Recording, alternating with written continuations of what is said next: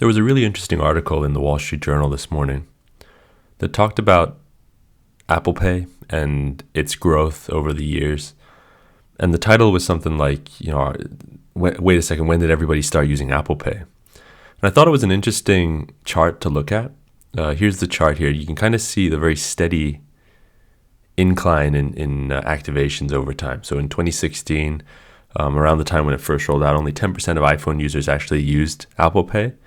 And you can see, every single year since then, they've grown between 10 and kind of 20% in terms of activations and users using Apple Pay.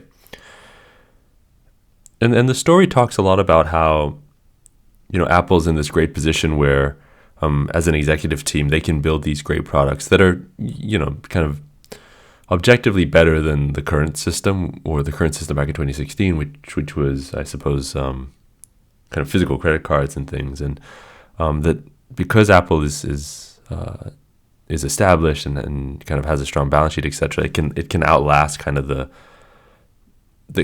learning curve that usually happens when customers absorb new technologies. If something is clearly better, that doesn't mean that everybody's going to flock to it right away. And that was kind of one of the messages that I wanted to send with this video. And it's a lesson that I learned kind of early days in my career in marketing, was that you can, I think everybody, when you're sitting on the inside and you're creating products and you're creating services, you think like if you build a better mousetrap, then everybody will come to you, right? Build it and they will come, kind of thing. And nothing can be further from the truth, especially in the marketing space. People have habits and they're kind of entrenched in their habits, and using credit cards and Apple Pay as an example, I mean, even today, I still use credit cards, and granted, I've shifted over to kind of, beeping them on instead of, putting them into the machine. So that's my progress.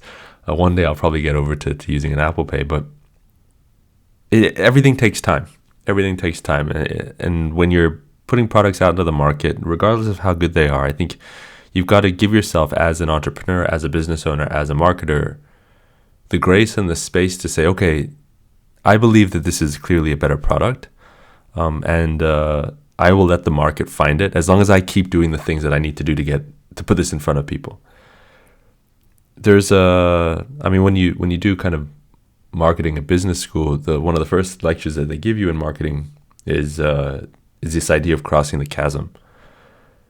And I remember my professor showed a video about this one guy kind of dancing at a music festival, and he's kind of just dancing by himself, and it looks silly, of course, when you're the first one and you're the evangelist and you're kind of groove into yourself. But slowly you'll get the second person to come dance with you, and then the third, and then the fourth, and then over time, the whole crowd is starting to dance with that. Because there's a mob mentality kind of thing that goes on.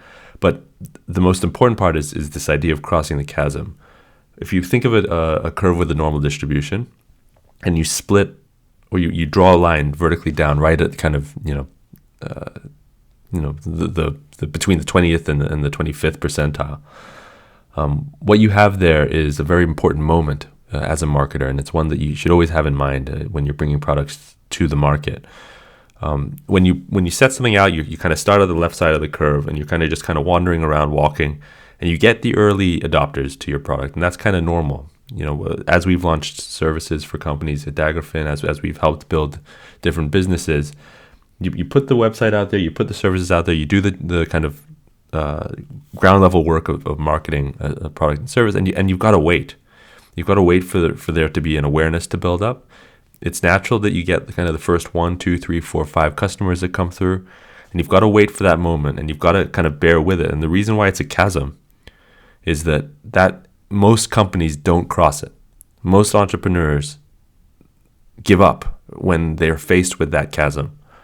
And that chasm is the point where you have to decide, okay, am I going to keep putting effort and energy into this to make that jump over to the next level of the curve, and you kind of, from there, you really get to mass market, and that's when you build great enduring products with great user bases. And I think Apple Pay here is proof that they were willing to do the work. I mean, in a small way, if you look at the 2016 to 2017 and then the jump at 2018, that's a little bit like what happens when you cross the chasm. You get in 2016, you have the early adopters, you have the early people that would try Apple Pay regardless. Maybe they love iPhone, they love Apple, they love the ecosystem. They're going to try whatever product Apple puts out. You get that normal 10%. And then you kind of do the natural work of marketing the product, and then you'll get your next 10%. But that's not, what most business owners and what most entrepreneurs and what most marketers think. Most marketers think that, okay, you've got the 10% at 2017, you're going to definitely get to 68%. And it's just this unrealistic kind of way that human beings are, really. But that the reality is that in business, it's a steady climb unless you're extremely lucky, where you find product market fit super quickly. But even then, most businesses that you think are overnight hits are probably not overnight hits. They've probably been building their user bases for a long time, and because this is the natural curve of what happens with product adoption. From 2017 to 2018, Apple goes from 20% of iPhone users using Apple Pay or activated Apple Pay to 38%. That's a big jump. And then it doesn't really have that kind of a jump again for really ever. That big jump happens right around the 20% mark, which is kind of where that chasm is, as I mentioned earlier, and if you think of a normal distribution. And so the kind of the gist of this conversation, of this video, is really to say that as marketers, we should look at this as the roadmap for how product adoption and how activations should go in an ideal use case. Apple is maybe the most enduring brand on the planet. I mean, it has a global footprint. It has a $200 billion cash treasury. I mean, this is a company that can do anything it wants and people will buy it for the most part. I think there's a stat out there that if AirPods was its own company, it would be a Fortune 50 company.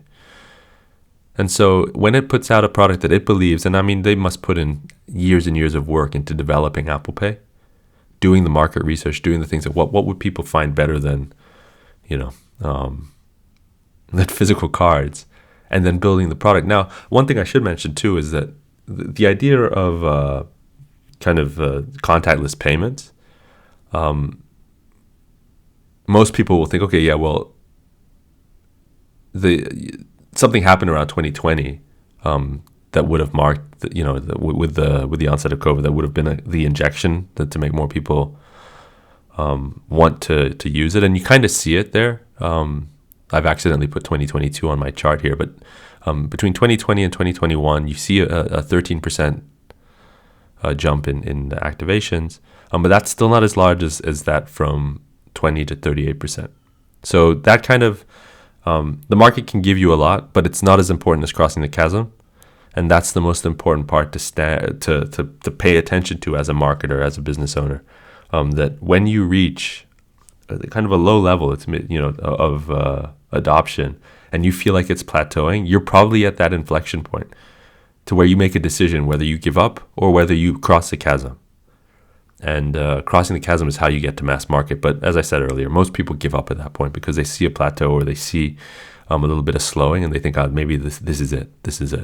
But it's not usually. You can, if you have early adopters that are liking the product and you're iterating, you can get over that chasm and you can actually find mass market. And Apple Pay here is a clear example of that dynamic in action.